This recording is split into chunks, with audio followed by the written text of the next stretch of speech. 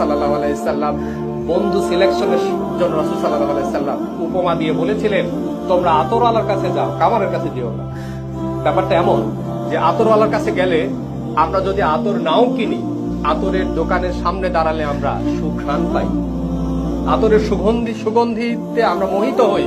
আর কামারের কাছে গেলে আমরা সেখানে আগুন নিয়ে কাজ হয়, আগুনের স্ফুলিঙ্গ এসে আমার কাপড় পরে ফেলতে পারে, কয়লা আমার কাপড় ময়লা করে ফেলতে পারে। রাসূল সাল্লাল্লাহু আলাইহি সাল্লামের বার্তাটা এমন, যারা সমাজে সুগন্ধি ছড়ানো ফুল, যারা সমাজে আতরের ন্যায় সুঘ্রাণ ছড়ায়, সেই মানুষদেরকে তোমরা খুঁজে নাও। আমি বিশ্বাস রাখি বাংলাদেশে কিশোর কণ্ঠ পরিবারের সাথে থাকা মানুষগুলো হলো এই সমাজের আতরের ন্যায় সুঘ্রাণ ছড়ানো ফুল। যেই মানুষদের সাথে থেকে তোমরা সুঘ্রাণ অনুভূত করবা, সেই সুঘ্রাণে নিজেদেরকে মোহিত করবা এবং সুঘ্রাণ ছড়ানো সেই ফুলে তোমরা পরিণত হবা বলে আমি বিশ্বাস রাখি।